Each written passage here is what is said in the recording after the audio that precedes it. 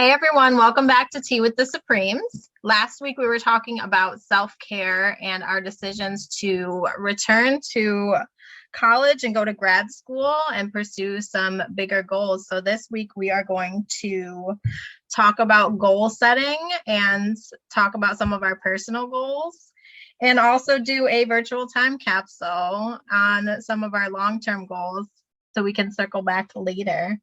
So I'm here as always with Cassandra, Mitra, and Ebony. Ladies, say hello. Hey. Hello. Hola. So who wants to get started? Let's first talk about just the decision to set goals. What prompts you to set a goal and how do you get started? The lack of chaos. There has to be structure, and don't let me lie to you because the Supremes know I'm not that detail-oriented individual, but things have to be put in a certain order so that I can see the perspective and view the picture. So that's the purpose. And it's a living document.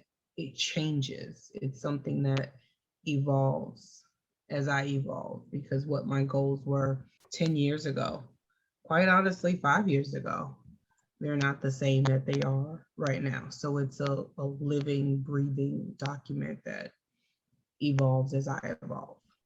Let me ask you, Ebony, because you said, you're very big picture and it's hard for you to deal with the little stuff in between. Do you set long-term goals and kind of just do what it takes to get there? Or do you have the little goals in between that you try to achieve on that path? Honestly, it's a combination of both. When we're looking at very big items in my life, those are very futuristic, long-term something, and figure out the small ones. They come as an afterthought, if you will. But certain areas in my life, semi-full disclosure to our world, I am in a position or a period of transition in my life, and I've had some health issues that I'm currently working on and dealing with. There are some very immediate short-term goals that I have in that area, because if I do the big picture, when this started at this point, 2 years ago, I had very big goals that this is what I'm going to be at this point. But when I didn't hit that, it became unattainable, further and further away. And it was more detrimental to me than it was beneficial to me. So I had to adjust my way of thinking, which is a goal in and of itself. It is about perspective. That's what I used to tell my students. It's about your perspective. So I had to adjust goal setting to what I call at this point milestones: walking, breathing, eating, not to say those were the actual milestones, but it kind of became those things, those milestones. And so for some areas of my life, it's very immediate. Immediacy is important, as we say in counseling, that here and now. But for the most part, career goals, personal goals, professional goals, educational goals, those are those kind of big ideas that you refer to. Your note about altering your goals, because especially in business settings, I've had to not necessarily alter goals, but alter the progression or the way in which I was trying to meet those goals, which is a good point, because oftentimes you're going to have an objective and what you're doing to get there isn't working, and that's okay, because that happens. So if you're headed down a path to get somewhere and what you're doing is just not what's going to work out, you can change, you can reset, start over. You don't have to lose your long-term goal, but it's okay to scrap what you're doing if it's not working, because that happens all the time. And as a department manager, I had that happen quite a bit, which is a pain in the ass to have to shut it down and backtrack. But if it's not working, it's not working. Don't stick with something that's not going to work for you, because it's more hassle than anything else. I think that's the hardest part for me though, is so I set my goals, right? But then if something adverse happens or I get deterred from my goal, then I get discouraged. And then it's almost like I have to go back in my brain and reset a different goal, which then in turn makes it harder for me to reach my ultimate goal because I get discouraged, if that makes any sense. Yeah. So when you say you set a different, okay, so you set like a personal goal and then have some sort of hiccup where you're not, you don't meet the objective. So then you scrap that and switch goals, or do you keep the same goal but switch up your method? My millennial ass self, let me tell you, I get discouraged very easily in situations. So if I don't reach my goal, I then feel guilty for not reaching my goal. And that kind of goes back to that Catholic's guilt of what we talked about previously and like how we grew up. But then I get stuck on I'm not able to reach my goal. And it takes me like a month to reset my brain. Right, because you're punishing yourself on that guilty. Yes, I don't totally agree. I do find that. So one of the methods we actually talked about this in school, and I've used it in business too, are setting SMART goals, which a SMART goal is specific, measurable, achievable, relevant, and timed. And that is so important. I find when I was younger that my goals were like too lofty, or maybe I didn't realize how many milestones I should have put in there. So I was like, I'm going to do this. Like even something like weight loss, I'm going to lose 50 pounds and I'm going to do this. And it was so unachievable to like commit to what my brain wanted. And then I got discouraged like immediately. So I realized now I think I'm better at making more attainable goals and doing the little steps. Like I understand I don't have to be so lofty. Those are still out there, but I make more specific goals that I find easier to meet.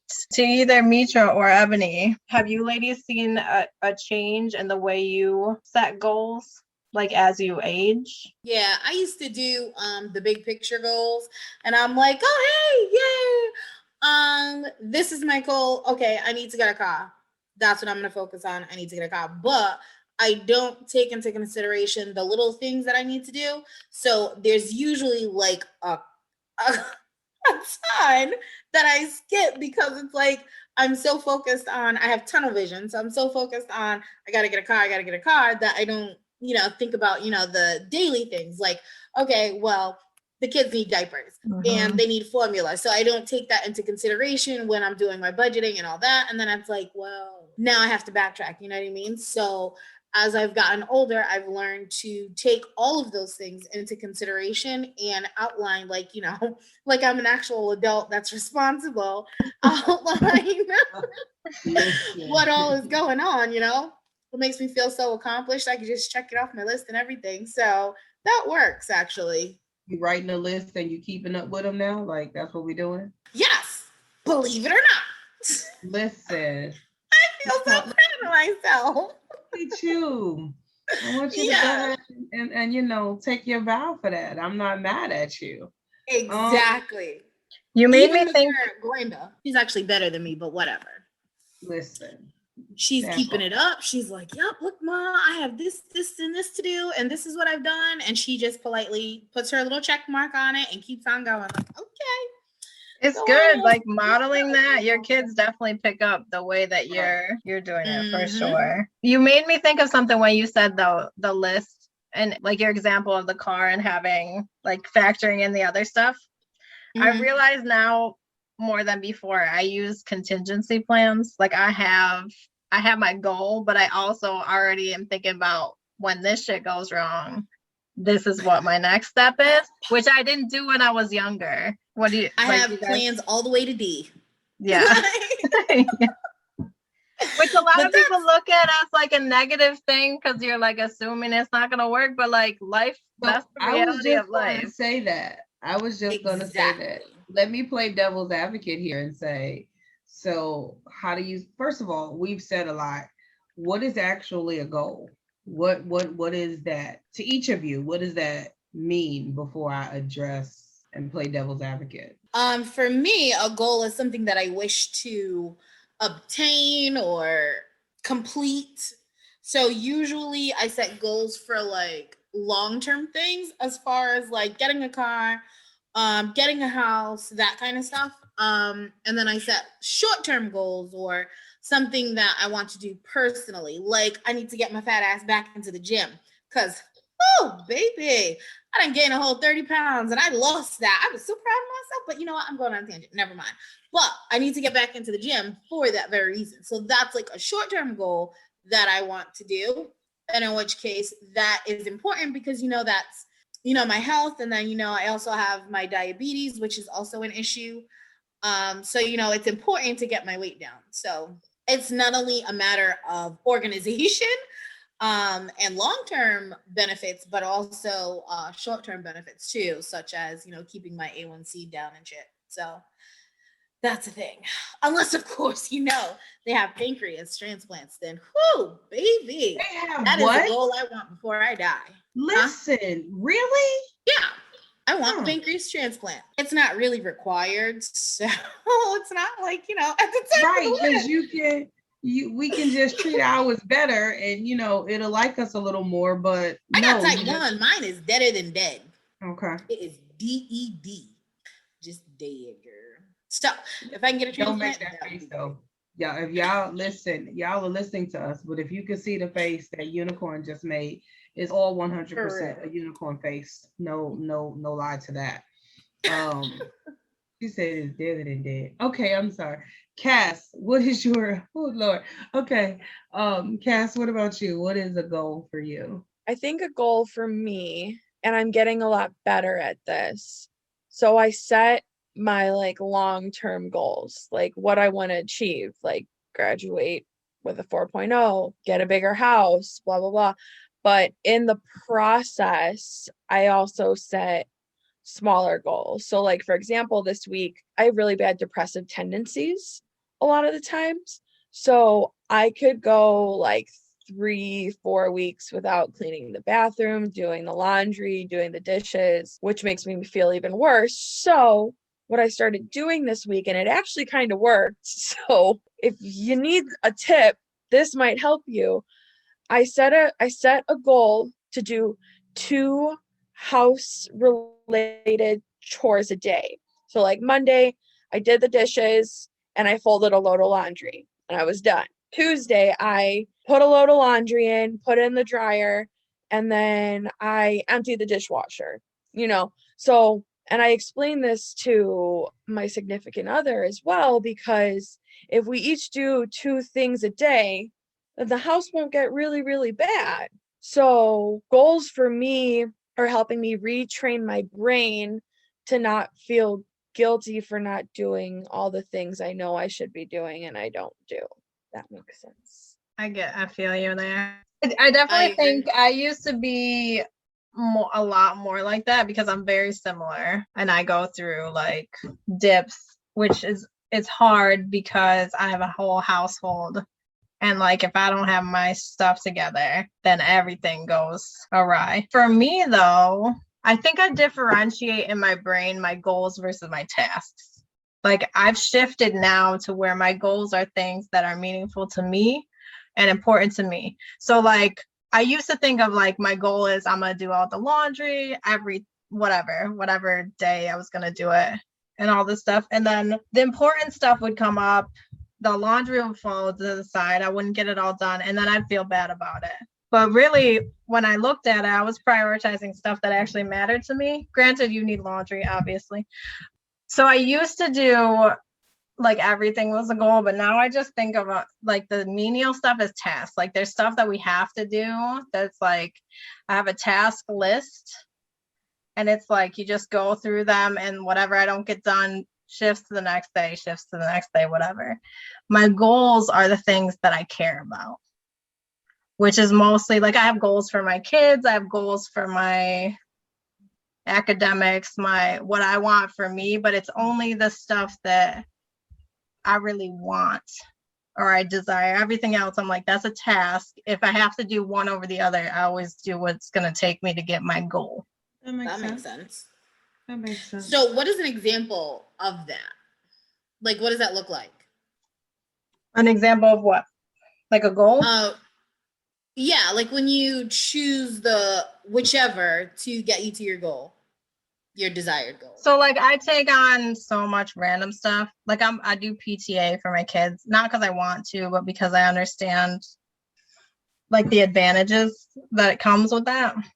But like if it is, I can commit to the PTA something, or I can commit personally to something that's going to get me where I want to go, then I'm going to tell the PTA no. It makes it easier to say no in situations that you're like, you know what, I have to pick right now and you're not it. So yeah, it just helps. Yeah, it helps me separate it in my brain to make sure that I'm doing what's getting me where I want to go. And also for my kids, like I have goals for my kids. I really want my kids to be, they get out of high school, they're, you know, to the level where at some point they can retire early and enjoy their lives too. So I prioritize a lot of building those skills in them. That's goals for me, which I'm hoping translate to goals for them. They don't have them yet, but well, they don't know they have them. Yeah, yeah. But they got them. Yeah. So that's it, really. So that makes sense. For me, I separate goals. Goal is an overall concept, and then it's separated like in 3 parts for me. It is the actual goal, is whatever I want to attain, whatever I want to accomplish. And then it's the difference between a goal and an objective. If it's an actual goal, setting the goal. Those are, because they're 3 very distinct things. So the goal is I'm semi-transitioning to vegan-ish. So the goal is to become vegan. For me, the objective is, how do I get to that goal? You know, it's that, not necessarily what the goal is, but or how do I attain the goal? Now let me ask you quick. So the objective to become vegan, is that something you desire or something more that you feel is like, is that okay? So for me, if I ascribe the goal to myself because it's something I want, it's way easier for me to meet the goal than when it's something that I know I should do because it's good for me, but I don't necessarily want to do it. Right, that makes sense. So how about for you? So for me, vegan is the objective. The goal was to become healthier as I became in the middle of a health crisis. And I knew I had to do something extreme to even jar myself to start that process. So the most extreme, which probably is not true. My father was a martial artist, and I grew up not eating meat 7 days a week, not because we couldn't, but because he wouldn't let us. So the objective, which is, I define that as how I get to the goal. You know, it's the path. And then setting the goal is kind of on the lines of the objective. It's the process, how I plan it, you know, what ways, it's the breakdown, because I have to do that because I don't always see the details of something. I see things in very broad perspectives. So in order for me to make some drastic changes in my life, I needed to do drastic things. And what I found is in making the drastic decision, it helped me to attain the goal of becoming healthier. Auntie Tab is America's favorite auntie. That's what they're calling her. Shout out to the amazing Tamitha Brown. Follow her on Instagram, all platforms. Y'all know who Auntie Tab is. So what she said was, for people who were beginning this vegan journey, to start creating meals, your favorite meals, transitioning them to vegan. So the ultimate goal was to become healthier and to put me in a better position as I began this health crisis. The objective was to become vegan for me. Setting the goal became taking meals that I prepare. And in one of my former lives, if you will, I was a chef. I catered. So I cook. You come to my house, you're expecting that I will feed you while you're here. So one of the tests was, can I make a meal that I normally make and make it vegan and not anyone know it was vegan? So I could learn to be better. And I think the first thing I did that with, I started transitioning dirty rice, which is pretty much just rice and meat and veggies. And I took it from beef to ground turkey, and then to ground chicken, and then to a plant-based meat product that's not really meat, soy, plant-based, whatever it is, whatever you choose to do. And they couldn't tell. So if you were listening, if you ate at my house in the last couple of, that was a vegan dirty rice. So that's how I see the goal. It's very subjective. It has to be for you. But for me, when you think back, and if you haven't listened to our previous podcast, we talked about our personality types after taking the personality test, the Myers-Briggs. I think that's what it is. One of y'all correct me, Supremes. I believe that's it. And based on my personality type, I am very not detail oriented with the small things. So I have to break the goal up in those terms. And however you explain it or define it for you, it's just an aim, a desire, what you want to achieve at a particular stage in your life. And that's how I break that stage up to attain it. That makes sense. So we're talking about how we're setting goals. What are some goals that you ladies are working on right now for the immediate future? The immediate future is getting back into the gym, learning to tell more people to suck my dick, and I think that's about it. I want to say maybe. Oh no, getting a counselor of my own. That is the thing. So those are that's a good goal. Unicorn, you have taken us from not going to jail to the whole stroll, and now to telling. I'm just saying. I'm just listen. No shade. Those are your goals. I just said they're subjective. They are subject to you, and I'm very proud that you did not go to the stroll and that you're not in jail. So facts, as you say. Exactly. Thank you. I just want to shout out your goals. That is the plan. Oh, and contemplating an OnlyFans page. I don't know. I gotta reevaluate that one. Hey, girl, what is that? I'm sorry. What is that? A what now? An OnlyFans page. Okay, so explain that to the resident minister. What's the OnlyFans page? Go ahead. Let me hear this shade. Go ahead. It's like Pornhub, basically. Except people gotta pay for it. Right. People do have to pay for it. It's not free. And you do stuff on your own. And that's as far as I've gotten. So it's not like a joint thing like amateur hour in Pornhub. Which, no shade, because I actually like amateur hour, but I'm just saying. So it's not the whole stroke. Right. No, it's not the whole Okay. show. Okay. No, it's not. Though I Well, might have to contemplate that a time or two or three. I don't know.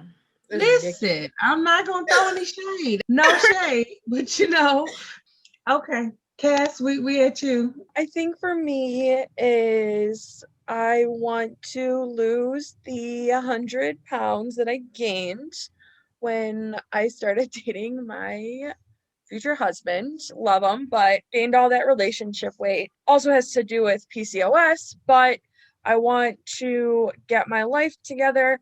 That way, when we go to start our family, because it's not only for the wedding that I want to look good, obviously, I'm gonna look good either way, but That part. not only do I want to look good and feel good, I also want to prepare myself for my future. So there's that. Trying not to go clinically insane from being a master's student, get this podcast to just take off so that I can hopefully do this as a full-time gig eventually. Yes. Mm-hmm. That's my immediate goals. You set some lofty goals. Listen, facts. Listen. I mean, that's great stuff. But is that because you're the baby of the group? That's what I'm thinking. Because is that kind of energy that you're putting? Okay. Gotta put into the universe, baby. Okay. But I feel like it's a different perspective. Like the older you get, and we're not old. I don't want to say that we are, because we're not. But and I don't want to like put it in a negative light. But I don't want to say more realistic. But I feel like the reality of life, and you realize how difficult it is to make some of those big goals happen. And I think that's why I've transitioned to set smaller, more defined goals that I can meet that will get me where I want to go. Because I think I get overwhelmed. Like if I set a goal to lose 100 pounds, it ain't going anywhere. Yeah. I'll go try hard into like the first week or two, and then I'll be like, And I'm similar to that as well. And thank God for smartphones. So there's this app that I use called Happy Scale, and it actually sets smaller goals. So it sets like little milestones for you. So like, are they weight milestones? Yeah. So they're weight loss milestones. And so like mine is broken down into 19 milestones. So it takes my big goal and makes it into little tiny goals.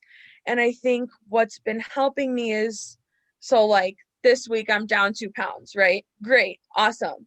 And so now I'm using that as not only a motivation to keep doing what I'm doing, but now I'm like, oh, I can go out to dinner with Mike on Saturday night and enjoy myself and not feel guilty about eating what I want to eat. So I'm doing more of the psychology part of the weight loss now, rather than just losing all the weight and not dealing with all the emotions going through my head as I'm losing the weight. Because that's how body dysmorphia starts, people. Yeah, for sure. That's important. That makes sense. Yeah, like one of my immediate goals, which I'm going to say it out loud, so I have to do it.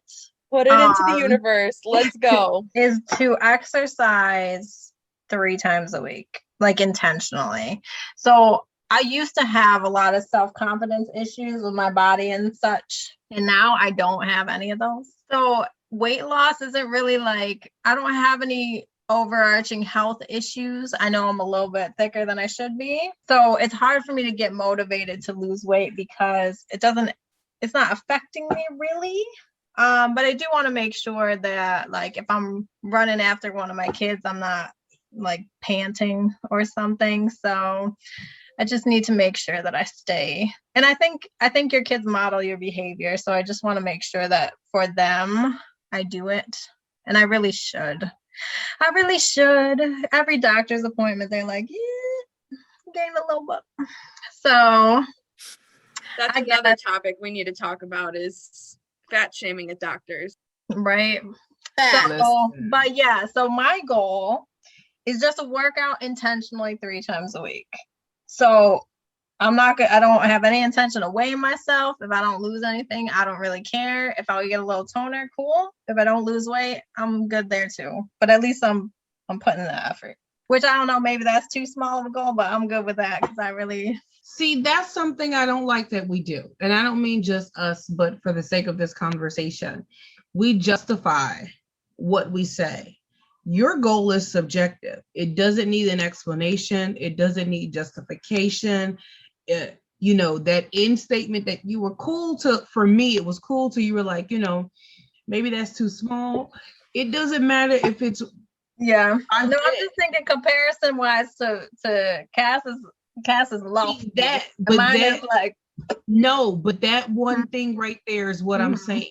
It's not a compare. The only person that's in comparison to is you. mhm. Your goal is very specific. If you use the SMART goals, so that acronym, and we'll post the link to that. Is a cute little YouTube video that we looked at for setting a SMART goal.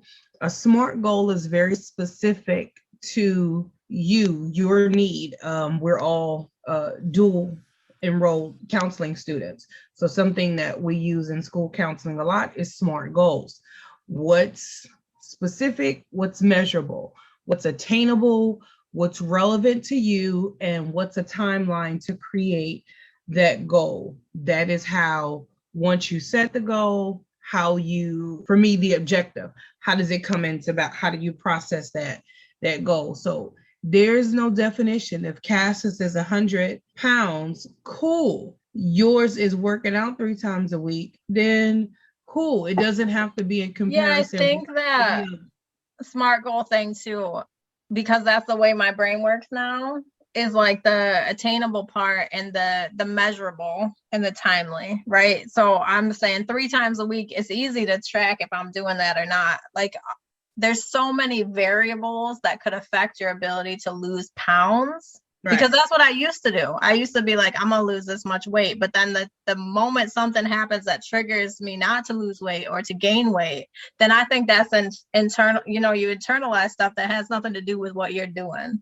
Right. So I shifted my thinking, because I can't working out 3 times a week. If I don't work out, I can, that's me. That's the purpose of goal setting, to shift it. The Supremes know, and I still, they don't know to the extent of how difficult at times this health transition. Something just happened recently and they were like, okay, yeah, you need to sit down, you need to chill out. And so sometimes a goal for me is making it during the week, doing A, B, C, and D.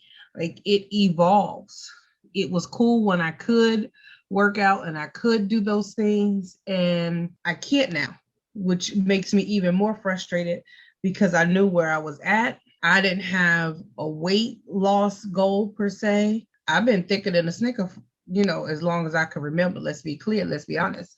But I don't have body issues. You know what I'm saying? I don't, some days I look in the mirror and I don't like my stomach, let's be honest. But for the most part, I really dig me. I don't have a problem with my hips, my thighs. Look, I look super fabulous. I just had on a 2-piece and I was real fly.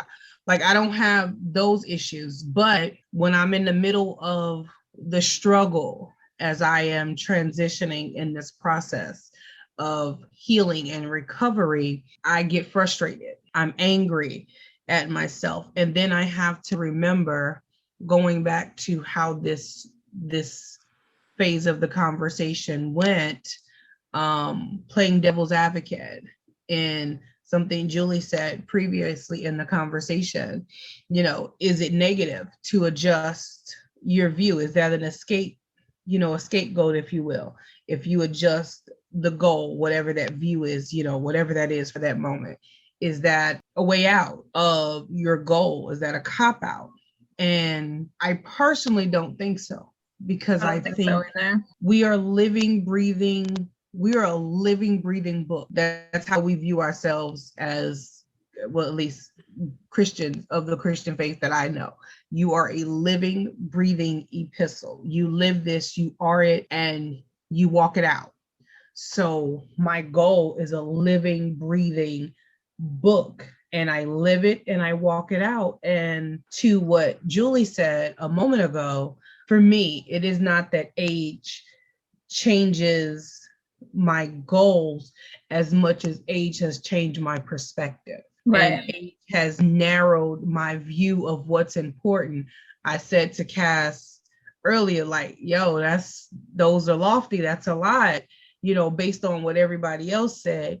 And for me, part of that is youth, because there are things that she has yet to experience that the other three Supremes have experienced. And so it's not a goal for me to experience childbirth. Been there, done that, and let's leave that where it's at. That's for the young people. That's not for the faint of heart. I pop out a kid at 42. Y'all better call Jesus, because we get ready to have. Look, never mind. I'm just saying that's not a goal for the kid. I don't want to change diapers anymore. I don't want to do any of those things. And there are things that I think Jules and Unicorn have experienced career-wise, even as we're transitioning and we're all in this new phase and this new level of transitioning. It's been some years of experience that my goals are a little more specific. And that's not a shade to Cass and her age. It's just some things that I know I don't want to do anymore. I've lived them, I've loved them, I've had that time, I've hated them, whatever it is. And that phase of my life is done. I'm very intentional with my time now. I say all the time, because people are like, are you crazy? Why are you doing a dual master's program? Because for me, I have to redeem the time.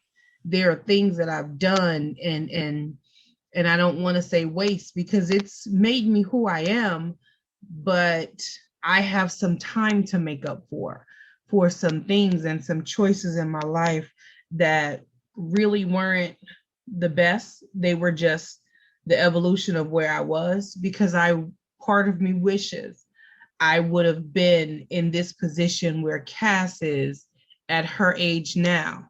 However, when I think back to me at 20 something, listen, that wasn't it. The dedication that we give to holding those 4.0s, like for any of our listeners that you've taken the leap into higher education, whether it's undergrad, whether it is going back to get your high school diploma, it doesn't matter what it is.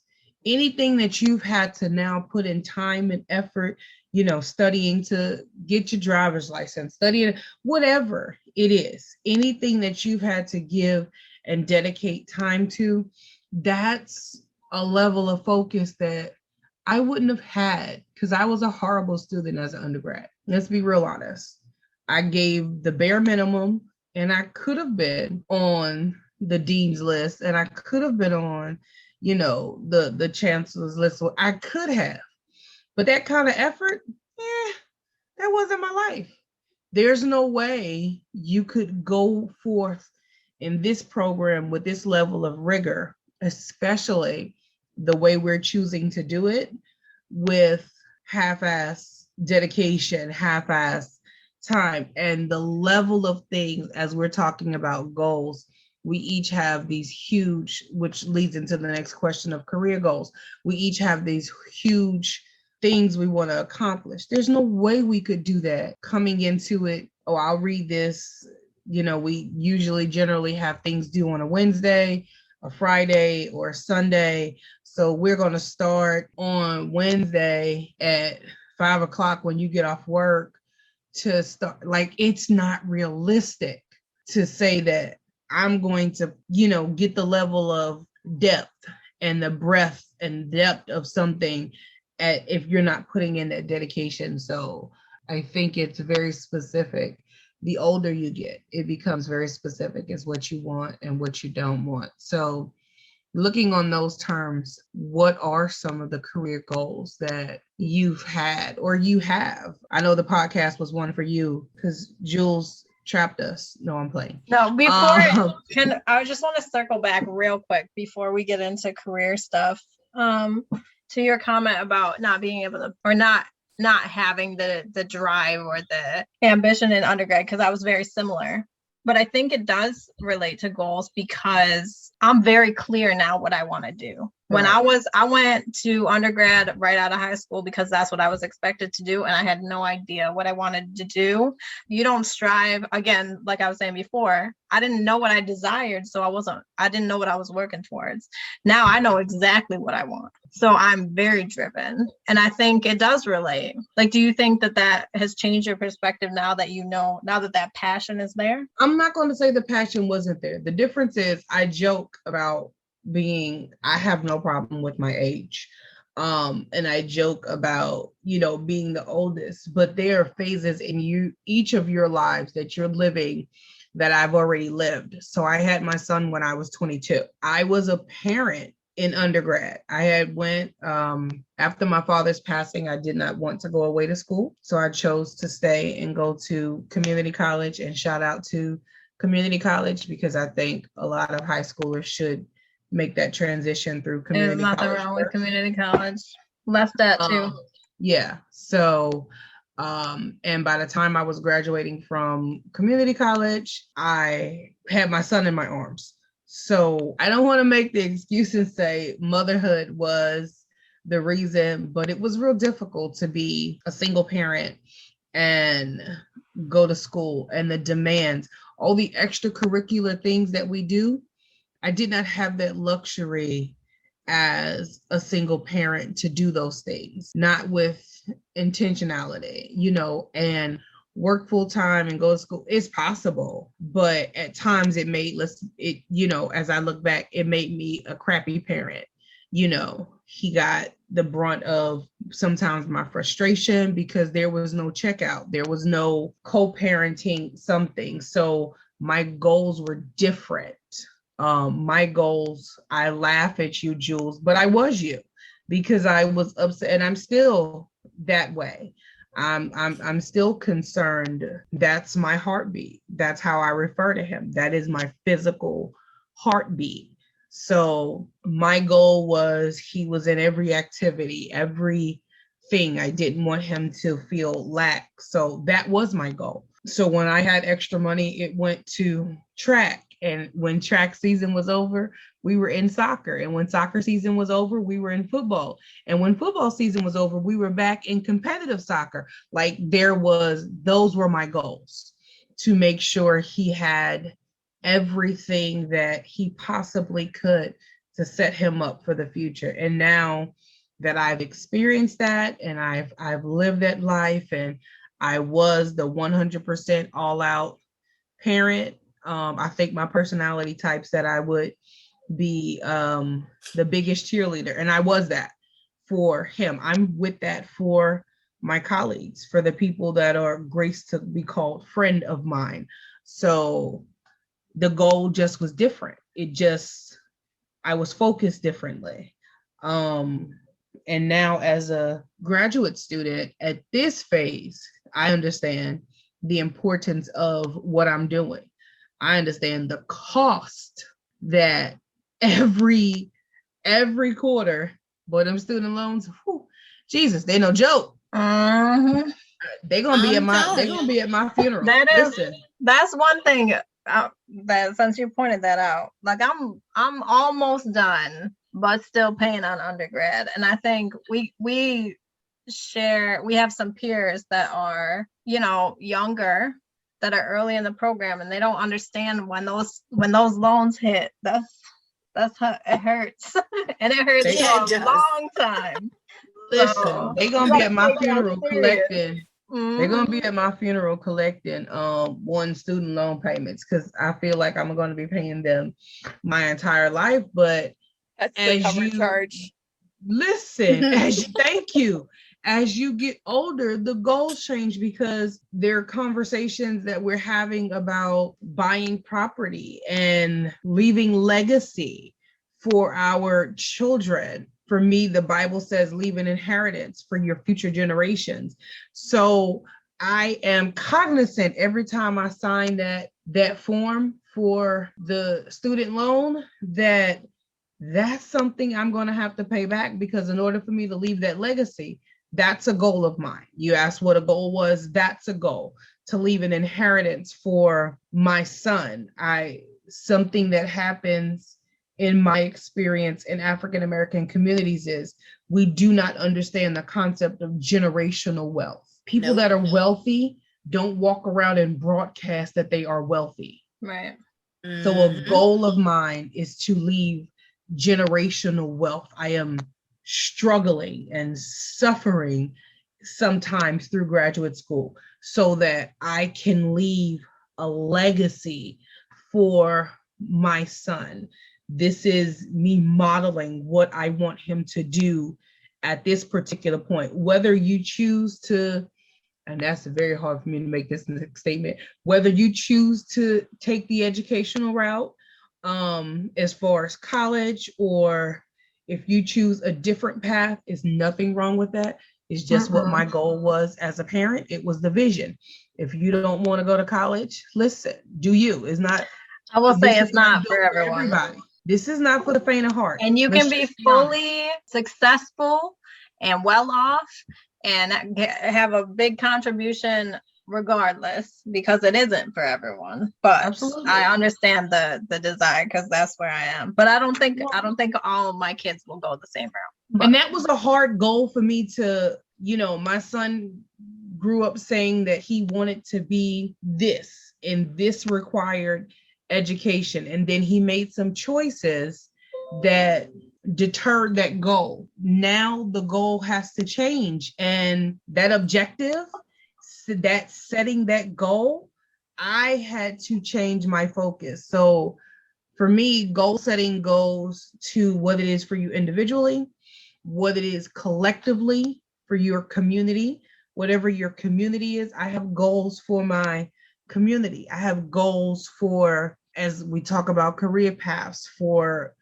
women, because that's what affects me. I have goals for what I want to do in the African American community. Like, that's because that's what's prevalent to me. One of my students said, I am in a very rural area, and one of my students was like, I looked up what you teachers make, and I make that in the summer. And he was in high school, and he wasn't lying, because he would go in the summer, and he took welding, and he would go in the summer. When, matter of fact, he would leave, his parents would have him finish everything maybe 2 weeks before school was out, and he would take that loss, and leave. And during the summer month, he working on the oil rigs, he made more than most educators. And he was real adamant about, why do I have to take this? Because I make more money than you. And that was a real conversation I had to have with a student. And I'm like, bro, you 17. But he's right though, because I had to have multiple streams of income to make what he was making over 3 months, like literally. So that it's not for everybody. If it's not your bag, it's not your bag. And that has to be a part of your personal goal setting. That has to be a part of how you evaluate, how you make that SMART goal, what's specific to you, what's measurable for you, what's attainable for you, what's relevant to you. Is college relevant to you? However you do that, as we talk about careers and career goals. So what are other goals for you? I mentioned there are goals based on my community. My professional goals break up into several categories. My family goals break up into several categories. So how do you guys view goals? What are those goals? And how do you break them up, if you will? It's big picture for me in terms of determining what goals I need. However, sectioning it, if you will, is something that I should be doing, as it might be beneficial to move forward. But, that takes a lot of analytical skills that my ADHD will kick my ass with. So I just stick with big stuff and then do the little goals for that to equal up to the big one, if that makes sense. Yeah. Does that become overwhelming for you? Yes, it is very overwhelming. But it's something that has to be done. So there's that. So are you setting yourself up for failure that way? I don't think so. Well, in terms of stress, probably. So that's probably something that I would need to work out on. So that's why I'm saying like individualizing it would probably make sense. But in terms of whether or not I accomplish my goal, hell yeah, I own that shit like a boss. But again, that doesn't mean that, I don't get stressed out and look like a stressed out mama 10 about to step outside for a cigarette. You know what I mean? So like it's important to work that out. So just streamline the process. Yeah, when I think of our personality type, back to that same, these podcasts, I'm reliving them way more than I thought I would. But I thought that first one was very lighthearted and it was just fun. And boy, has it become very intentional in my life. And shout out to y'all. I really don't appreciate that at all times. But let's continue on. No shade to y'all, though. Yeah, real shade, but no shade to y'all. So our personality type said that we make things more difficult for ourselves. Is this your way of making, or is this a manifestation of how you make things more difficult for yourself? Probably. Most times, I don't delegate what I can delegate, you know what I mean? It's just like, I'd rather just do it myself, get it over it, be done with it, So that way, if anything happens, then I have no one to blame but myself. But really and truly, again, it really just boils down to stress, to be honest with you. Like managing the stress would be able to then say, okay, well, yes, I am effectively diversifying my goals as I deem necessary. But, because the stress is so heavy, I would say that no, it could stand to be reevaluated, unfortunately, and probably delegate where appropriate. So that's a thing. I feel that because I think I do a pretty good job of delegating, but I do on things. Oh, I'm sorry. I'm sorry. Things that matter. Got a little congested like right there. I am highly judgy and like I want things done a certain way. Yep. And if I think I'm gonna have to readdress it or it's gonna create conflict that doesn't need to exist by me delegating whatever it is, then I'd rather just keep that and handle it because that saves me stress in my life. Even though it seems stressful because I'm taking on more, it saves me stress because then I don't have to deal with the back and forth afterwards. Precisely. So sorry, it was something that's stuck my in my whole throat. position. Yeah, okay. I mean, I like my damn towels folded a certain way. So like I totally like if you're not gonna do it my way, I'm gonna just do it myself. Period. Because I mean that makes sense. Yeah. No, I get that. For me, I definitely differentiate my goals on like area of my life. Like I have career goals, I have goals for my children, for their morality, for their success, for their financial success, for my financial success. My husband, I don't really have any goals for him other than like, staying in a good place, communication goals, but he's pretty good with his own goals. We're on our own like career trajectories and it's more of just a check-in, make sure we're okay. And I will say I'm very fortunate because he is very, very involved. So he like doing this, me being able to take on 8 billion things is only because he steps in when I'm doing this so that our kids are not suffering. And like you were talking about before, being a single mom trying to do stuff with kids, there's no way I could do what I'm doing if I didn't have that support system. No way, because my kids would definitely suffer. So but yeah, I definitely differentiate my goals. And he knows that too. I carry the weight of his brain doesn't work like my brain either as organizational goal setting. He knows like she got this, she got the little minute details. So he supports me when I need it. And then if I tell him this is what we're doing, he's like, all right, that's what we're doing. And that's just how we roll. That's a good man. That's the result of time and effort put into a relationship, because for me, as you were saying it, part of it doesn't make sense, but then it doesn't have to make, back to what I said originally about goals. It is very subjective. It doesn't have to make sense to me. It must make sense to you. And if it's your goal, you have to be very comfortable in that goal, because just because I disagree, I have a very strong personality, if you will.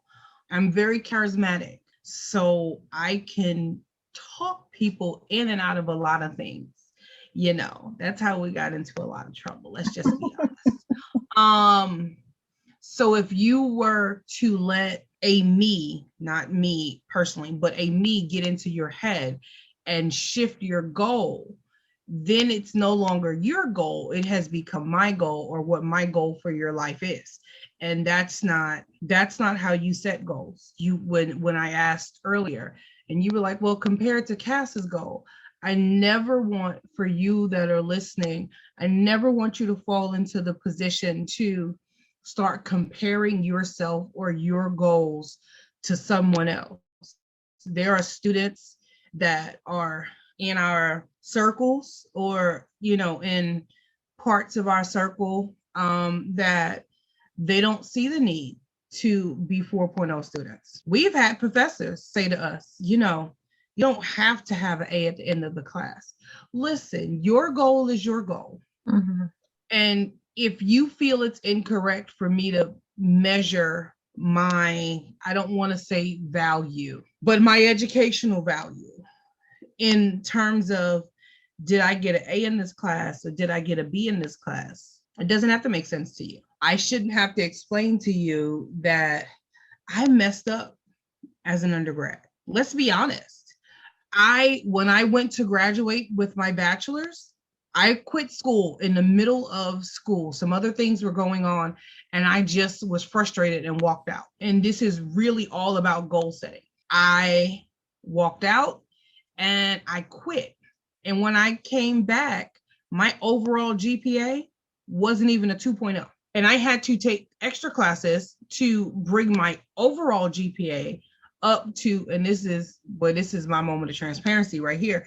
So I understood going into my master's program, first of all, the importance, the work it took for me to get in, and then understand that it wasn't proving to the world, it was proving to myself that I was capable of doing more than what the papers, what my CV read, what my resume.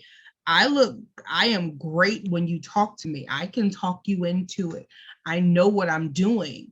But if you just looked at me on paper during that time of my life, you would have missed out on an amazing candidate. But I pissed away some things. Let's just be honest. There were other factors, and it wasn't just parenthood. There were other things that I did not set the goals, and I got discouraged. So I didn't make the A, shoot for that, who cares? And just did half-ass work to do. So I understand that the effort I'm putting in, I don't have to explain it to you, but I understand the importance of putting all the effort in to get the A. And if by some chance I make the B, then so be it. But for me to be sitting there like, what's the bare minimum so I can pass? See, that's not my life. I think I get that perspective. I like that you said that, because it's more like I know I can get a 4.0. Like, I know I could have done it in undergrad and I didn't. And right, and I didn't. But I know that I can now. And I need a 4.0? No.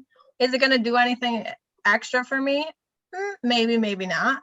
But I think I can do it. So I want to do it for me. I don't care if someone else, I don't care Absolutely. What anyone else's input is. I'm not doing it to prove to anybody. It's just, I think I can do it.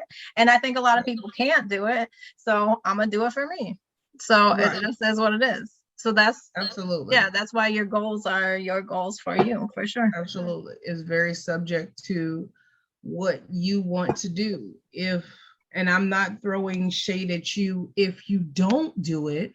Right. We're talking grades because we're in school, and that's what's salient to us at this particular moment in our lives. But I have, being in a position of authority, I have hired people that were more than the resume in front of me. You know, the older I've gotten, I understand that how you interact with me, how you interact in my environment, for this environment, the Supremes. There are few people that come into this environment with us, into our circle, into this net circle. This circle expands, but the core of this circle, because there is a vibe, you can call it whatever you want. There is a connection. Let's be a bit more specific. There is a dynamic that has been created based on cast, based on Jules, based on Unicorn, based on me. It comes together. And when one of us are missing, there's something off with that environment. There's something off. Unicorn missed the episode. And I can't tell you how many times each of us mentioned her in that, Unicorn would have done or said, because there's something missing.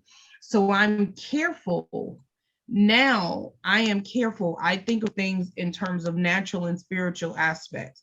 I am careful who I let in my spirit and in my space, because what I understand is time is the commodity I cannot get back, and I will not waste my time. So one of my goals is to be intentional about who's in my space. What am I doing with my energy?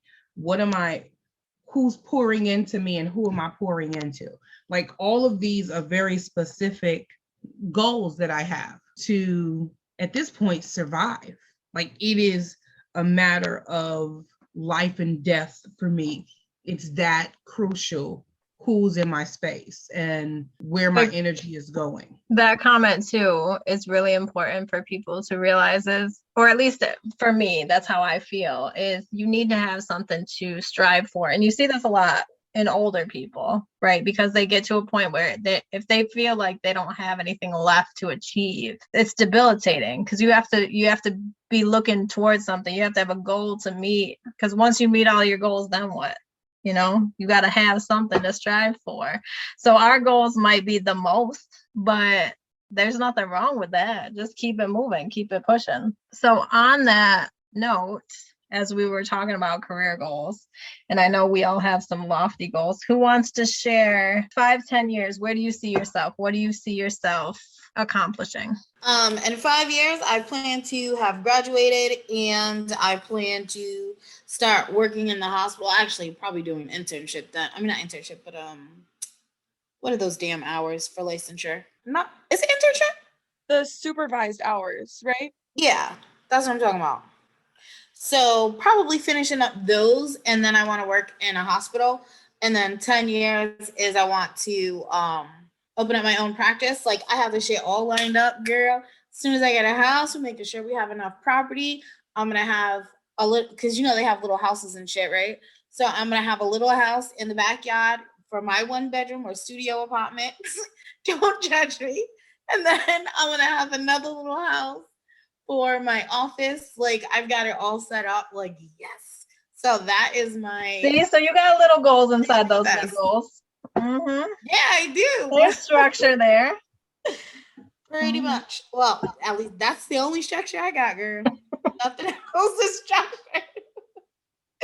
Nothing else. Nothing. And that's only because I've been working on this shit since I was 15. So there's been some time. 20 whole years. But that's it. So same thing as you, Mitra. We have a very big behavioral health hospital out by me. So I would love to work in the pediatric psychiatric unit of that.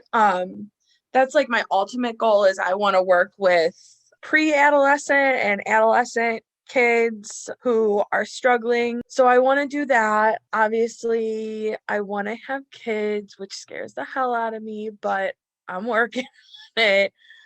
I think a part of this program is, as we've talked about, a lot of self-reflection. So a daily goal that I have is to strive to be a better person every day, strive to be more inclusive every day, strive to educate myself more every day. So while I may not know and fully understand the struggles of every client that I will come in contact with, I can do my part by educating myself, and I really want to travel and like immerse myself in all these different cultures. So do my part to learn to be more multiculturally competent by the time I own my own practice. What about you, Ebony? So I have several goals. First of all, the first one is to learn how to work this computer properly, but having technical difficulties over here on this side. So I have several goals. One of my goals is to make it to every continent. My hobby is to put stamps in the passport. So that's a goal. That's actually a goal of mine. I want to travel. I've researched my DNA, some of the very specifics as far as down to what tribe I am from, and my son's heritage. So I want to take him to Africa, to the actual where, and visit that part of the continent and do that. So that's a huge goal because my heritage is very important to me. And I think that makes me as Cass as a better ally, because as bad as we think we have it in first world countries, if you've never been to a second or third world country, you have no idea how amazing and how blessed we are until you've been in a third world view. Going to Honduras changed my complete life. So those are very personal goals for me. Like Cass, one of my goals is to be intentional every day, intentional in my time, intentional in my actions, intentional with my relationship with God, because that falls slack. Sometimes I don't want to become so professionally driven that I forget the spiritual aspects of who I am. And professionally, 5 years from now, dear God, I'll still be in school, because one of my goals is now to pursue a doctorate degree. So I'm playing with the alphabet soup in front of my name and behind my name. So dear Lord, I'll still be in school. I can't think about that goal right now. That's just too much. It becomes overwhelming sometimes. I really want to find a bridge between criminal justice and education for at-risk youth. So I would like to be the catalyst for that connection, that bridge. And personally, I want to be in a place where I feel settled, and I don't feel that quite yet. So I am doing the steps and the moves to be settled. Those are my goals. Love it. Love them. Mine, I don't know if I could gauge 5 years. 5-10 years. My long-term goals. Wait, you asked the question and you can't gauge it? Well, I mean, I have goals for sure. I have a number of goals. I don't know at what point in the timeline they hit, but these are all being worked towards. One of them is just continuing to work towards different revenue streams. I want to be at a place where I have passive income, and I'm going to continue pushing for that for both myself and for my children, because even a little bit of passive income is income. So I very much believe you put in the work to get the reward later. That leads into that generational wealth, because I do fully intend to build that in my circle. Traveling for sure. Ideally, career-wise, I also want to get my PhD, and want to be a professor. My main goal in this mental health realm is to really just advocate for the profession, both mental health counseling and school counseling, and to work to decrease the stigma and increase the access and availability for support, because I think that's something we need societally.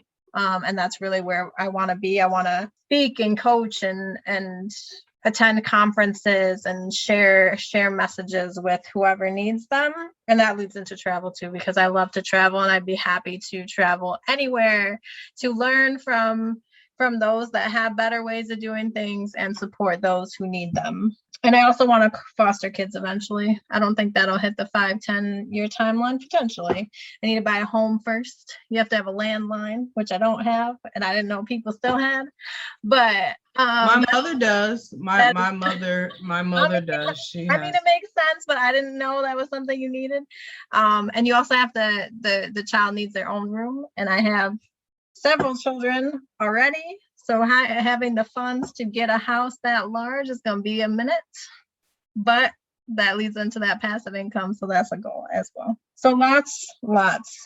But I'm better with the individual goals. So I'm just going to keep pushing towards all of the bigger goals so I can get there. Fair enough. That makes sense. I'm really. It sure does. We'd have to explore that passive income though. I mean, there are we should have a financial, I commented on this earlier, but we should have another episode about finances and diversifying income, because that is something I did not learn until I was older. And it is something that everyone should learn when they are young. And I'm teaching my kids, and that's something we should talk about. Look, shout out to you, because I'm not going to say that's not something I knew. My parents were advocates for being financially diversified. They taught us that. However, it's not something that I can say my cousins were taught or other people in my community. It's not the still popular thought process now, but there's a stigma in certain African American communities, especially rural communities like where I'm at, as if that's not something you're supposed to do. Like, you're not supposed to do that. And I don't understand that concept. We wear money, but we don't wear wealth. And there's a difference between having some money and having generational wealth. I believe in multiple streams of income, and I don't understand that concept of not. So that's a goal for me, talking about credit, doing those things those are things that I believe should be taught in schools. You're, I am from the school of thought that says the African proverb, it takes a village to raise a child. So part of that is to teach you about the world, because the global world is bigger than your four walls and what you look like, and what, how you, Jules, and you, Cass, have spoken to expanding your worldview, because your worldview was very limited to people that look like you. And if I'm honest, that's true in a lot of African American communities. We just don't talk about it. There are many African Americans I know that are just as uncomfortable around non-African Americans that are non-African Americans are around African Americans. That's a mouthful, but it is the same. It literally is the flip side of the same coin. So exploring that, a goal, that's a goal of mine. And I think that's the other thing about goal setting. When I run into problems, issues, things of that nature, when I want to answer those, they become goals. Answering those problems becomes a goal of mine. I just thought of something that reminded me, but I also set a ton of goals, and I have a ton going on at the same time. But I think that is also supportive in the way that if I'm striving towards something that I don't meet, or I have an adverse reaction to something I'm working towards, as disappointing as that is, I still have all of these other things that I'm going, that are on their way. So it's almost like a support system that I built for myself, that this one might be not working out, but all of these are still headed in the right direction. So it helps keep motivated. Isn't that a part of setting goals though? That evolution to see what works. Listen, this is not it.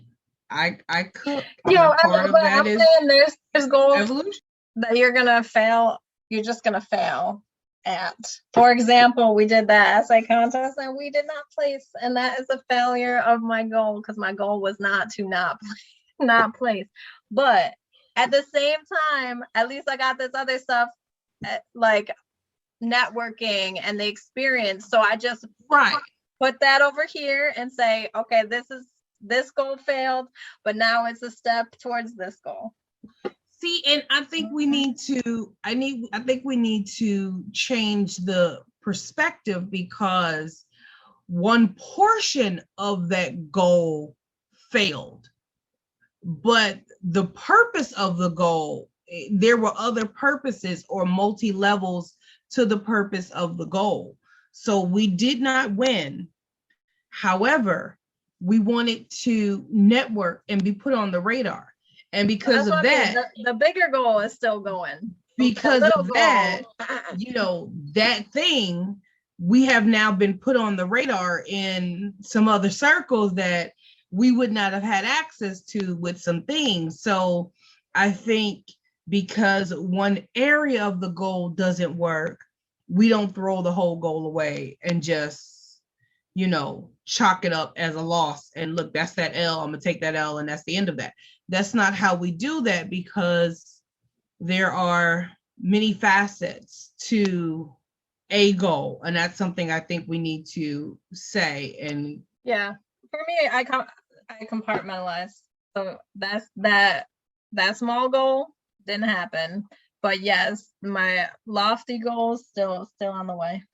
So as we finish our conversation talking about our goals, both short-term and long-term, and what it takes to get there and how we develop them, let's talk about what we can do in the immediate and challenge ourselves and our listeners to focus on weekly goals that we can commit to, that we can track as we go through this process and speak about on future podcasts, see how we're doing. So I think a weekly goal that I'm trying to work on, I have two. So one is to be more mindful and to practice mindfulness more. As my Supremes know, I love mindfulness. That's my jam. And then another thing is, before you go to the next one, so to make that attainable and measurable, what does that mean? Practice mindfulness more. What is the? Well, I unfortunately don't have a Peloton bike yet. Babe, if you're listening, I want a Peloton bike. But they actually on the app have mindfulness exercises that like guided meditations that you can do.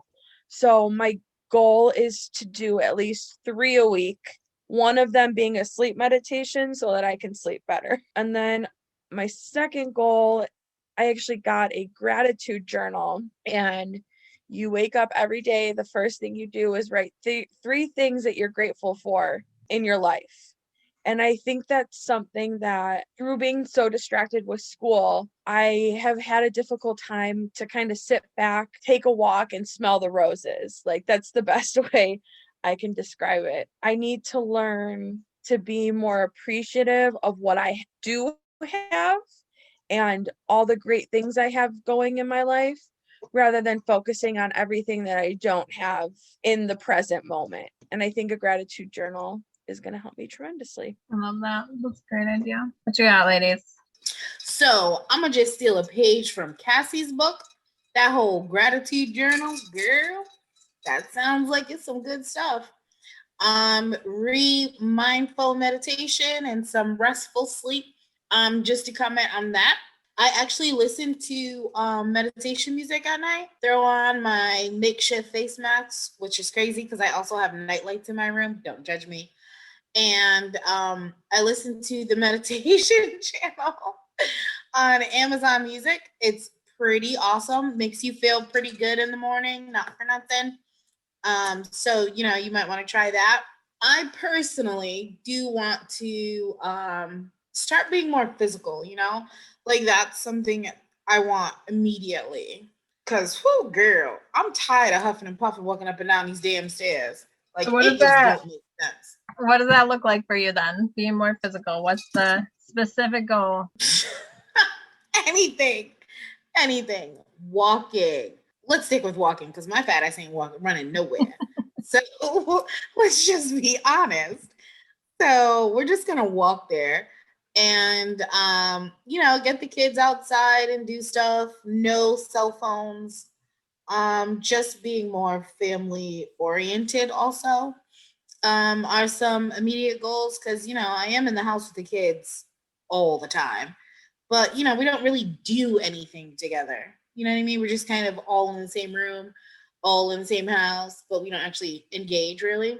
So that's something that I want to start working on too. So those are some short-term things that I want to work on. So me, gosh, I hate following behind y'all, man. Like, I feel like I need to come up with something absolutely amazing to say.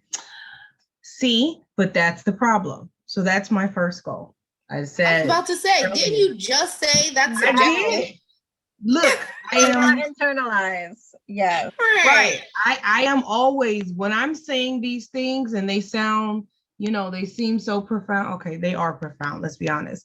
I am talking to myself because I am the first partaker. I'm talking to myself as I'm talking myself through these things. So my first goal is to be intentional, just to be intentional about everything. And I guess everything is a big something. Well, let me change that. My first goal is consistency because I'm not consistent across the board. Something loses in the mix, and that consistency carries over to the next goal of being intentional. So I consistently consistency, you said something gets lost. Consistency between what? I gain tunnel vision in one area and then another area gets lost. Like I don't balance that. So I want to be consistent in all areas of my life. And I know there are ebbs and flows, some things gather your attention and other things don't. But I do not want to spend 15 hours a day with my head in books and forget the rest of the world. You know what I'm saying? So I want to be consistent about being intentional. That sounds so profound. It's not that serious. I really want to give intentionality. And Cass said a gratitude journal. It's the way I start my day in prayer and meditation, that I list what I'm grateful for. We call it a book of prayers or a book of blessings, but they're to commemorate the victories, the journeys, because sometimes you forget that everything was a journey and it was a process. And so when that major overarching goal does not come into fruition, there are some journeys and some things that you learned along the way. So my goal is to be consistent and be intentional. Be consistent with my studying, be consistent with my words, be consistent with my energy. I'm a big fan of keep that same energy. So if that's the energy you came with me with, keep that same energy. So I'm just, what I say to other people, I'm just saying to myself. Those are my goals. So personally, I'll say being intentional about my physical activity. I'm gonna work out 3 times a week. I put it into the air. People heard me, so now I'm gonna have to do it. I just don't want to, but I will. Because I know it's good for my health and my long-term health. So I will do that. In the immediate for academically, I'm gonna keep pushing to keep my 4.0 as we move through this upcoming quarter. And professionally, I am going to try to be active in one of the honor societies, and I'm going to keep focusing on building that relationship. So that will turn into professional relationships. So that's my professional goal. And the other personal, familially, I don't know if that's a word. I always prioritize my family. I am obsessed with them. They know I am. They tell me to back off half the time because I give them too much love. But I have been trying to be more intentional about prioritizing myself, which is a constant struggle, but I'm getting there. So I commit to checking myself once a week and just making sure that I'm good and I'm still focusing on my goals. What does your check-in look like? And why is it, what is the word you used? Difficult to prioritize yourself. Well, that's a lot. There's a lot there. But so I feel like there's a lot that I learned through adverse experiences throughout my life that had I had the skills or the knowledge when I was young, my life would have been so much easier. So I prioritize a lot of time and effort on my kids, making sure they have the knowledge and the skills to be happy, successful, financially ready, like everything that's going to take them to be well above everyone else when they need to be, I'm giving to them because I want to make, like, that's important to me that they come up that way. That being said, that takes a lot of time and energy, and I don't want to forget me. Like, I want the same things I want for them. I still want it for me. I want to be financially stable. I want to be able to relax when I'm older. I want my kids to be there too, but they'll probably be there before me, thanks to me. But I need to check myself every week to make sure, am I giving them too much? I can reel it in because I can always afford to reel it in. So just check myself once a week and just make sure that I'm still on track for me. That makes sense. So as we finish, we'll check every week. We'll check on our status, make sure that we are keeping each other accountable. And we'd love to hear what our listeners, what kind of goals you guys have. And if you have any tips to meeting specific goals, leave us a voicemail on Anchor and let us know. And we can put it on the podcast if you let us know. And you can share your goals with everybody. Absolutely. Or how you achieve them. Yes, tips and tricks. We are happy to learn because we are always learning. Happy to learn, happy to share, and keep us all pushing because you always got to have something to strive for. Any last thoughts, ladies? I think we should all just continue to be amazing because, well, we're rock stars in our own right. So that's a thing.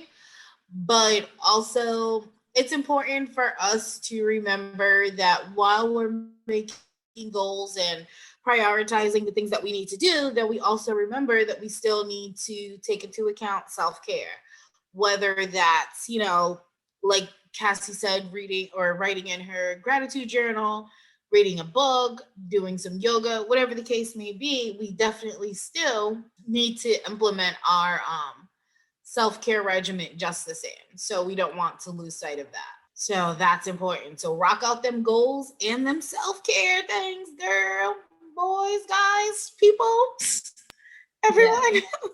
As you're listening to us, listen, this is subject to you. Don't take it as an example, take it as a roadmap, but you figure out what works best for you. If that first goal is to get up off the couch, then make that the goal, whatever it is. No goal is too little. On your journey, every journey begins with the first step. So find your first step, whatever that is. Yes, whatever that looks like. As we wrap up with our Supremes, let us know what you guys are thinking about our show. If you want to hear anything specific, have us talk about any specific topics and what you want to hear, who you want to hear more from, whatever you want to know, let us know. We're here. Reach out. Indeed we are. Come have some tea with us. Listen, come on to the table. We have a piping hot cup ready to dish the tea.